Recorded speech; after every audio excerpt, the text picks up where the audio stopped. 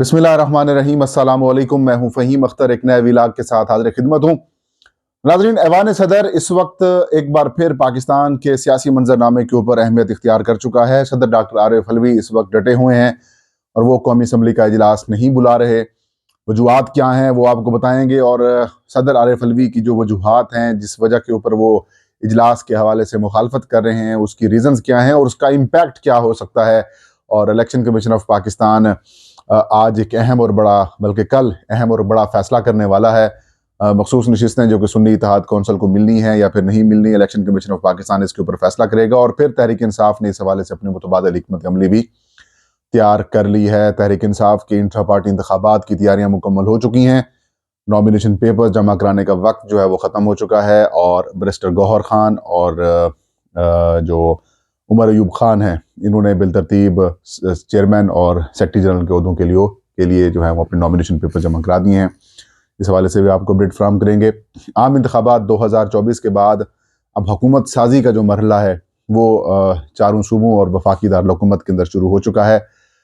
वफाकी दारकूमत इस्लामाबाद में, क्योंकि कौमी असम्बली की नशिस्तें यहाँ पर कौमी असम्बली का ऐवान है, पार्लिमान है यहाँ पर, तो सदर पाकिस्तान डॉक्टर आरिफ अलवी ने कौमी असम्बली का इजलास बुलाना होता है और चारों गवर्नर्स ने सूबाई असम्बलियों का इजलास बुलाना होता है।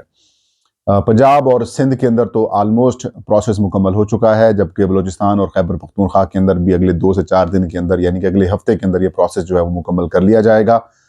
और जबकि कौमी असम्बली के अंदर जो इस वक्त सूरत हाल है वो समरी खेली जा रही है। कौमी असम्बली का इजलास बुलाना नहीं बुलाना, उसके ऊपर मामला चल रहे हैं। और गुज़श्ता रोज़ बल्कि रात को हमारे दोस्त सदीक जान साहब ने खबर ब्रेक की कि सदर आरिफ अलवी ने दस्तखत करने से इनकार कर दिया, और उसके बाद एक नया बहरान जो है वो पैदा होने का ख़तरा और खदशा पैदा हो चुका है। इंटरेस्टिंग बात यह है कि मेरे ज़राए हैं नाज़रीन, उनके मुताबिक सदर आरिफ अलवी से तहरीक इंसाफ के एक सीनियर रहनुमा है, उनकी मुलाकात, उनसे रब्ता हुआ है, और इस रब्ते के अंदर पीटीआई की तरफ से ये सदर को कहा गया है कि आपका टेन्योर वैसे भी ख़त्म होने वाला है, और जिस तरीके से तहरीक इंसाफ के साथ उनका जो मैंडेट चुराया गया है, और मैंडेट चुराने के बाद जिस तरीके से ज़बरदस्ती हुकूमतें मुसल्लत की जा रही हैं, और जो जिस तरीके से मखसूस नशिस्तों का फैसला किए बगैर ऐवान को खाली रख कर जिस तरीके से ये कार्रवाई डाली जा रही है, इसके ऊपर आप थोड़ा सा रजिस्ट करें।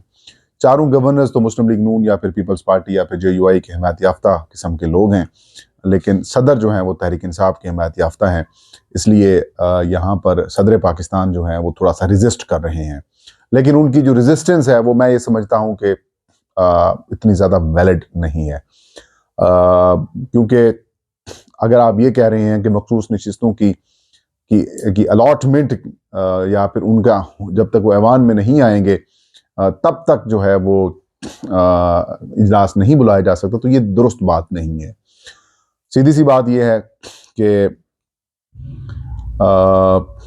तहरीक इंसाफ से जब इंतखाबी निशान छीना गया, तब तहरीक इंसाफ ने अपनी मखसूस नशिस्तें जमा करा दी थी। तहरीक इंसाफ ने जब मखसूस नशिस्तें जमा करा दी थी और फिर सुप्रीम कोर्ट ऑफ पाकिस्तान की तरफ से वैलिडेट हो गया, जब सारा प्रोसेस, क्योंकि पेशावर हाई कोर्ट से तहरीक इंसाफ को इंतखाबी निशान वापस मिल गया था, लेकिन सुप्रीम कोर्ट ने फिर दोबारा छीन लिया और इलेक्शन कमीशन ऑफ पाकिस्तान का हुक्म बरकरार रखा, और यूं तहरीक इंसाफ मखसूस नशिस्तों की रेस से भी आउट हो गई। तो अब बामर मजबूरी तहरीक इंसाफ या फिर तहरीक इंसाफ के जो हिमायत याफ्ता लोग थे, जो मखसूस नशिस्तों के ऊपर मुंतखब होते या फिर चुने जाते या फिर उनको नोटिफाई किया जाता और वो सूबाई या फिर कौमी असम्बली की नशिस्तों के अंदर आते, तो वो प्रोसेस चैप्टर जो है वो PTI के लिए क्लोज हो गया था। और इस बात का इजहार मैंने, जब ये सारा प्रोसेस चल रहा था, तब मैंने तहरीक इंसाफ से ये कहा भी था कि कोई मुतबादिल अरेंजमेंट तहरीक इंसाफ कर ले, कोई मुतबादिल मामलात कर ले। अच्छा भला वक्त था, तहरीक इंसाफ ने कहा कि नहीं, हम अपनी कानूनी और आईनी जंग लड़ेंगे, लेकिन मुतबादिल ऑप्शंस भी तहरीक इंसाफ के पास होने चाहिए थे। अगर उनके पास ऑप्शंस होते तो आज ये सूरत हाल ना होती। बेशक तहरीक इंसाफ के लोग सुन्नी इत्तेहाद कौंसिल की तरफ से लड़ लेते, MWM की तरफ से लड़ रहे थे, या फिर जो जमशेद दस्ती साहब की जो जमात थी अवामी राज पार्टी, उनकी तरफ से लड़ लेते, तो ये इशू ना होता। लेकिन खैर PTI नजरियाती का इंतखाब किया गया, बल्लेबाज का निशान का इंतखाब किया गया, और फिर बल्लेबाज साहब जो है खुद ही सबसे पहले भाग कर गए, और यूं तहरीक इंसाफ के लोगों को तो कोट पड़ ही रही थी, हमें बेचारे अख्तर इकबाल डार साहब को भी पड़ गई और उनको भी ज़बरदस्ती प्रेस कॉन्फ्रेंस करके डिसऑन करना पड़ा।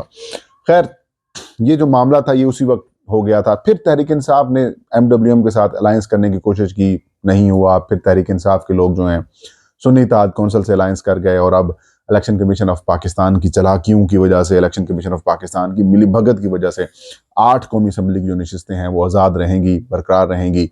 अभी 2 नशिस्तों के ऊपर इलेक्शन कमीशन ऑफ पाकिस्तान ने उनके नतायज रुके हुए हैं, जो कि तहरीक इंसाफ के हमायत याफ्ता उम्मीदवारों ने जीते हुए हैं।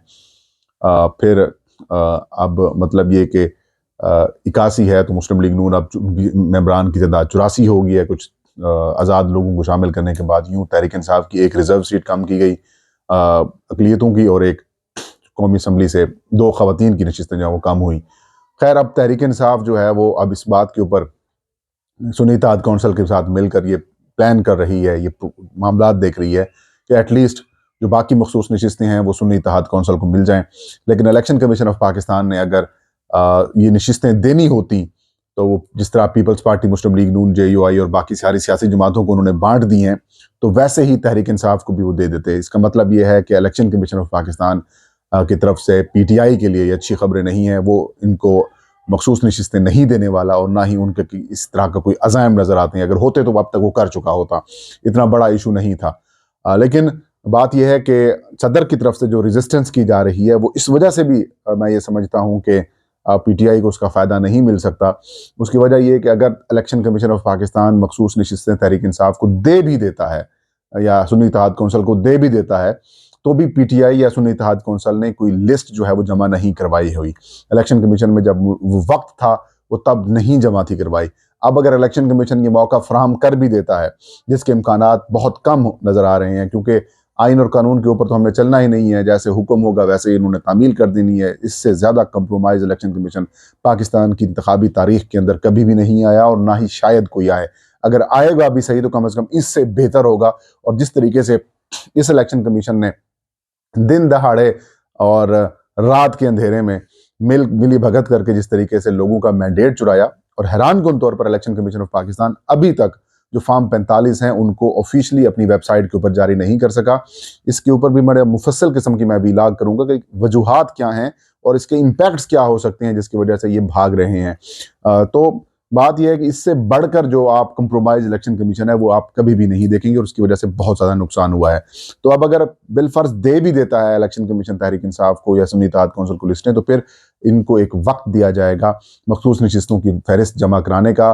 फिर उन जो फहरिस्त होगी उनकी स्क्रूटनी होगी, उन लोगों की जो लिस्टें जमा कराई जाएंगी उनके नॉमिनेशन पेपर्स की स्क्रूटनी की जाएगी, उनके ऊपर एतराज़ात लगाए जाएंगे, फिर उनकी फाइनल लिस्ट जारी की जाएगी, और फिर जाकर जो नोटिफिकेशन का सिलसिला है वो मुकम्मल होगा। और तब तक पार्लिमान के अंदर कार्रवाई भी शुरू हो चुकी होगी, वजीर आजम का, स्पीकर का, डिप्टी स्पीकर का इंतखाब भी हो चुका होगा, और हुकूमत बन चुकी होगी।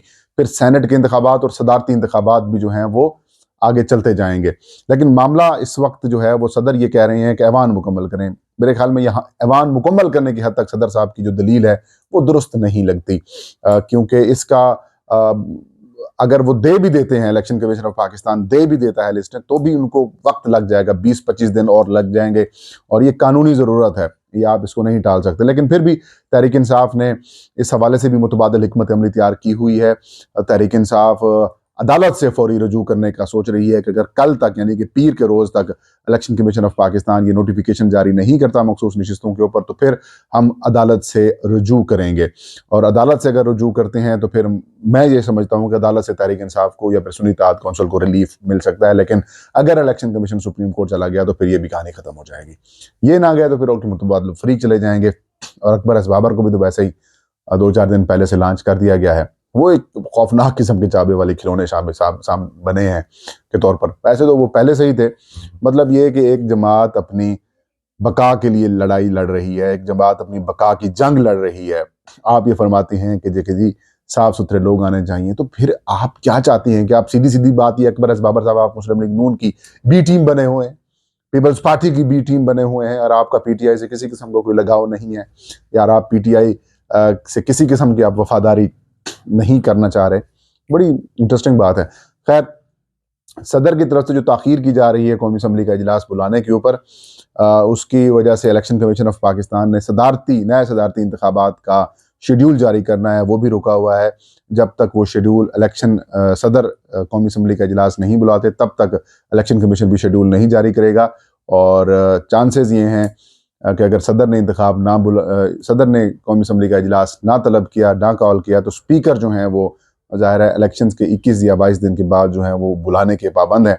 तो फिर स्पीकर इजलास बुलाकर वो इजलास जो है वो चेयर कर लेंगे। ये ताज का वीलाग। वहीं वक्त को इजाज़त दीजिए। अल्लाह हम सबका हामी नासिर हो।